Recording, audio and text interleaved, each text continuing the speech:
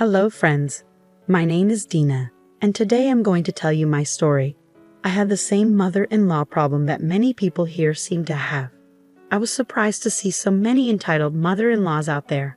It's pretty scary. My mother-in-law, Vivian, is also entitled and delusional. I realized this as soon as I married my husband, Carter. Vivian wasn't financially dependent on us, but she liked to act like she owned everything around her. If she touched something, she called it hers. This was because she was very greedy and liked to live a luxurious life, but she never had the money for it. Most of the time, Vivian and I avoided conflicts because I kept quiet. But once, a big incident happened that changed how I dealt with her. You see, I had recently inherited a vintage car from my grandfather after he passed away. That car was very important to me and I was happy to have it. But to my mother-in-law, it was just something that needed to be sold so she could get some of the money. Carter and I had avoided telling Vivian about the car because we knew she would say something ridiculous like sell the car and give me the money. And sure enough, Vivian didn't disappoint. She was staying with us for a couple of days because her house was under emergency renovation. Her fault, but that's another story. So Vivian moved into our home and immediately started calling it hers. It was annoying, but I ignored her like I always did. The real problem started when she checked out our garage and found my vintage car. She quickly came back into the house and asked, "Why is there a vintage car in your garage?" I replied, "Oh, that's my car. I recently got it from my grandfather, who just passed away. It was my inheritance. That's an expensive car. I looked it up online, and it says it's worth around $100,000. That's a lot of money. You shouldn't keep it." "I am keeping it. It belonged to my late grandfather, and it means a lot to me. I won't sell it." "You're crazy. Listen, Dina, think about what I'm saying. You could sell the car and use the money for so many things. Keeping it to yourself is selfish. We, as your family, deserve to benefit from your inheritance too." Vivian's words were really strange. First of all, what I did with my own stuff wasn't her business. And secondly, I didn't have to share my things with her. What was she thinking? I didn't know how to respond, so I just walked away and hoped she wouldn't bring it up again. I was wrong. Vivian was really persistent and kept bringing it up. That night, while we were quietly having dinner, Vivian brought up selling my car again. She suddenly said, "So, have you thought about what I said? Have you decided to sell your car?" "For the last time, Vivian, I'm not selling my car. It's just not going to happen. This is unacceptable, Dina. You can't have a car that expensive. You're not rich. Your Honda is good enough. You need to think about your family and sell the car so we can all enjoy the money. You can't tell me what to do with my car, Vivian. That's my decision. I don't mind keeping the car in my garage. It's sentimental and I've always wanted it. I'm not selling it to anyone. Carter, you need to tell your wife to sell the car. She can't just keep an expensive car when we could have the money." Vivian expected Carter to agree with her. I understand why. Carter usually had a hard time saying no to her or setting boundaries. But he had been improving. So imagine Vivian's surprise when Carter said, "Mom, it's her car, so she decides what to do with it." You heard her. It means a lot to her. If she doesn't want to sell it, we can't force her. But Carter, it's a lot of money. Even if it is, that money belongs to her. We can't decide what she does with it. Leave her alone, Mom. You're being too pushy. You shouldn't comment on things that are privately owned. Vivian looked disappointed by her son's words. She thought he would side with her, but he didn't. She didn't give up though. She kept making small comments about the car and how nice it would be to have $100,000. It was annoying, but I ignored it. I should have paid more attention because she managed to steal and sell my car without me noticing. One morning, when I was getting ready to leave for work, I noticed that my vintage car was gone. I was in the garage about to drive my Honda, but my car wasn't there. I got really worried and thought someone might have taken it. The garage was open, but it didn't look like it had been broken into. Carter's car wasn't there either because he had already left for work. So I knew he hadn't taken it. I called my job and took the day off to figure out what happened. That car meant a lot to me, and I couldn't relax until I found it. I called Carter in a panic to make sure he didn't know anything about the missing car. I said, "Carter, did you take my car by any chance? It's not in the garage." "What?" "No, I took my Mustang. I saw your car at the garage before I left. I don't know, Carter. It's not there anymore. I realized it was missing when I went to take my Honda to work. I'm really worried. Carter, I'm freaking out. We need to figure out where the car is. Can you check our security cameras to see who took it? And if you find anything, we should call the police. I wish I could help more, but I have an important meeting soon. Still, you can call me if you need me. Carter helped calm me down and gave me instructions on what to do next. He was right. I needed to check the security cameras first. I opened the app on my phone and watched the videos from that morning. What I saw was really disturbing. It was my own mother-in-law who had taken the car.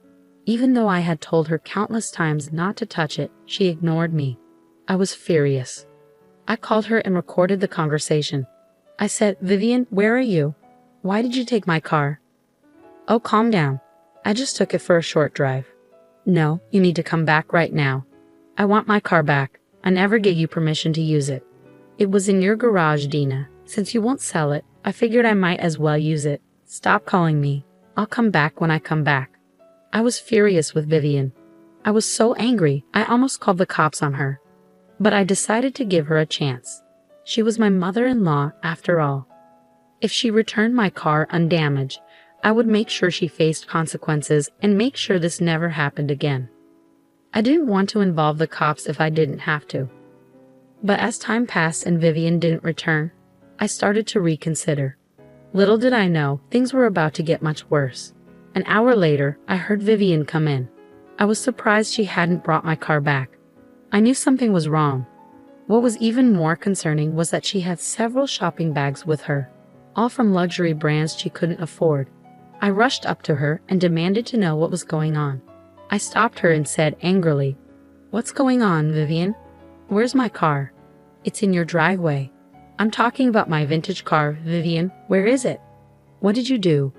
"Oh, you mean your vintage car? Well, I guess you can say goodbye to your $100,000 car." "Oops, too late. It's already gone." "What do you mean, too late? You need to explain, Vivian. I'm losing my patience. I did what you should have done a long time ago. I sold your car," Vivian said casually. She didn't seem sorry at all. In fact, she looked pleased with herself. My anxiety turned into pure rage. I couldn't believe what Vivian was saying. She just admitted to selling my vintage car. I tried not to yell, but I was on the verge of exploding. "You sold my car. Are you serious?" "Yes, I'm serious, Dina. I sold your car today. It brought in good money. That's how I paid for all this stuff." "Let me make sure I understand. You took my car without permission, sold it, and used the money." "Yes, that's exactly what I did." "Why are you so surprised? I told you to sell the car. Having such an expensive car in the garage is a waste." "Are you crazy, Vivian? Who gave you the right to steal my property and sell it for yourself?" "Whoa, calm down, Dina. I plan to use the money for family stuff too. I just booked plane tickets to Alaska. We'll have a nice time at a ski resort I've always wanted to visit. So I'm not the only one benefiting. If you behave, I might give you some of the money so you can buy something for yourself too." Vivian was really getting on my nerves. I was so close to losing my temper. A part of me couldn't believe what she was saying. It was hard to understand how someone could be so entitled to sell something that wasn't theirs. But with my mother-in-law, anything was possible. Despite it all, I decided to give her one more chance. I said firmly, "Listen, Vivian, you need to take your car, go to where you sold mine, and bring it back to me right now. I'm only saying this once. Take it as your last chance to fix this mess." "Are you threatening me, Dina?" "Well, that's not going to work. The car's sold, and I've already spent some of the money. Plus, I didn't sell it just so you could demand it back. So you're not going to bring back my car. I gave you a chance to fix your mistake, and you're not taking it. Is that right?" "God, you're slow, Dina. There's no way I'm bringing your car back. Like I said, it's long gone now. You can drive your Honda for all I care." "All right then, don't say I didn't give you a chance." Vivian didn't even bother to listen to the last part. She just took her shopping bags and went to her room. I was reeling from the audacity of this woman, but I knew yelling wouldn't help. I needed to act fast if I wanted my car back. So I did what anyone would do. I called the cops and explained what happened. They were at my house in 15 minutes. By then, I had gathered the papers proving the car was mine. I welcomed the cops in, showed them all the evidence, including the security footage of Vivian driving off with my car and not returning it. They decided to talk to Vivian. She came downstairs looking annoyed but froze when she saw the cops. Then she sweetly said, "Good afternoon, officers. What brings you to my home? Is my daughter-in-law in trouble?" "Ma'am, your daughter-in-law is pressing charges against you for stealing and selling her car illegally." "Oh, officers, there must be some mistake. As you can see, her car is right here in the garage. She's just being spiteful by calling you here." "Ma'am, we're not talking about the Honda. We're referring to the vintage car you sold today." "There's no vintage car in my house, officers. This must be a misunderstanding. We're not wealthy enough to have a vintage car." "Ma'am, we have paperwork and video evidence of everything. Plus, there's insurance involved. There's no point in lying to us." When the officers saw through Vivian's lies, she tried a different approach. It was almost amusing to watch her come up with these crazy stories to cover her tracks.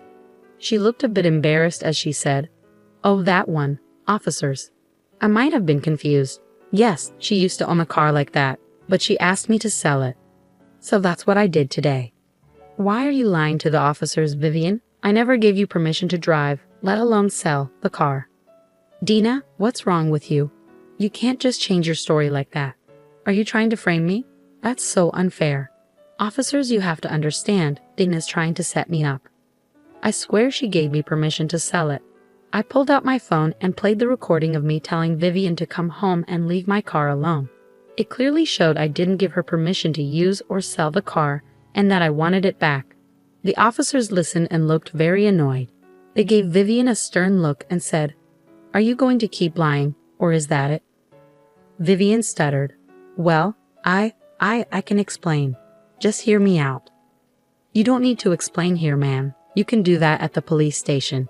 You're under arrest for stealing your daughter-in-law's car." Now Vivian looked genuinely scared.